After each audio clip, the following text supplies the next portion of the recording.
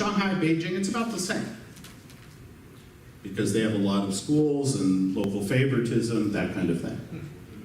So Beijing, Shanghai, people are going. So in 1971, so almost 50 years ago, what do we have? 1% of Taiwan's total population in college.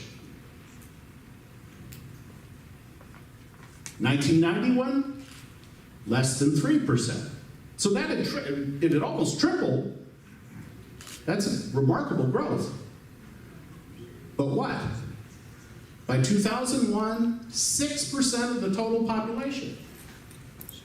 1 million people in college. But what has happened?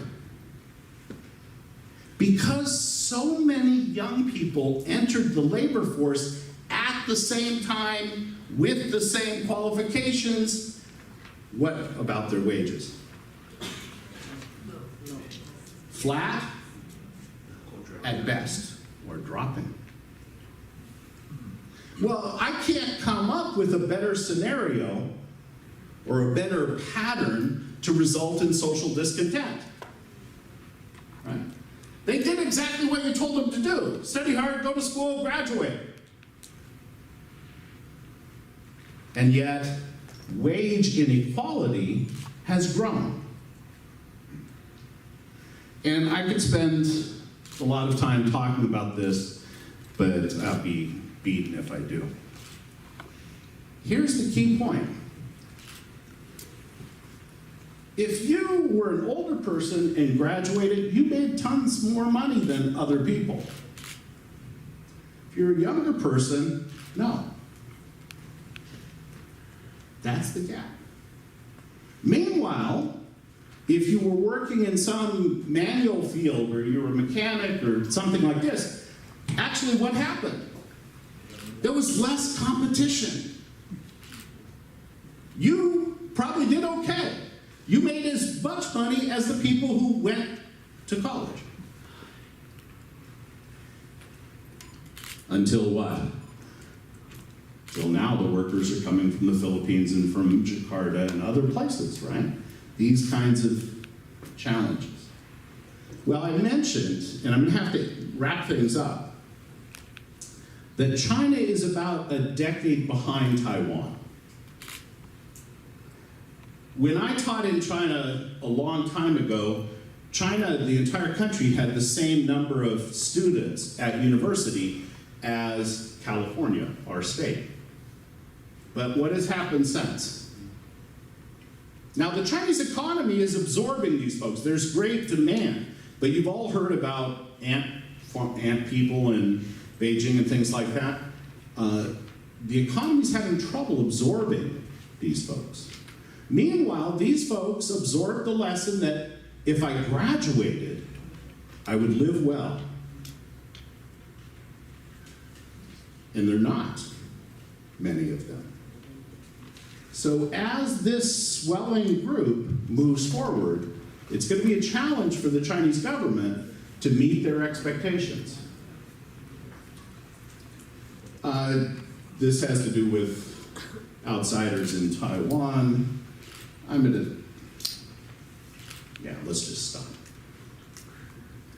The key point, and I have a bunch more on millennials, about who they marry, when they marry, all that sort of thing. But the key point is this: stability.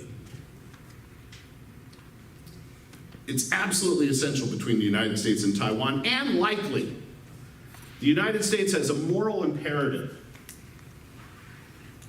to be connected to Taiwan. We have the same values, we share some of the same history. We have a strategic reason, and we have a legal obligation. But the assurances go both ways. And it's incumbent upon leaders in both countries to understand that and to convey that to their people. I think that leadership in Taiwan has been better at this than the current leadership in Washington. President Trump as you know, likes being unpredictable. But on these matters, being unpredictable is probably not productive. It makes too many people too nervous. So that's a potential problem. With regard to the cross-strait relationship, all you can do is try, right? The domestic political issues, and I have some slides here about that, will make that a challenge.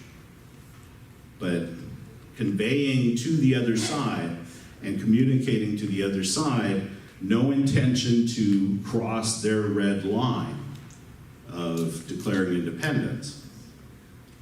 As long as that is conveyed, there's little incentive for Beijing to act. Now we can speculate more with questions and that sort of thing. But my final point is the big one. That instability is likely to come from young people. Young people have expectations. And we didn't even get to the political dimension, where young people in China have been taught about territorial integrity. And so, for example, when that TV show put the wrong map up, the censors didn't catch it. It went right through. Who caught it? The netizens. And the netizens were unflinching. There's going to be a test. And Renmin Ribao, the mouthpiece of the Chinese Communist Party, had to say, don't get too worked up. But remember, one country, inviolate, that kind of thing. So young people have a right to hold us older folks accountable. And young people in Taiwan feel that way, young people in America, and young people in China. It's going to be a test. Thank you for your patience. Thank you for listening.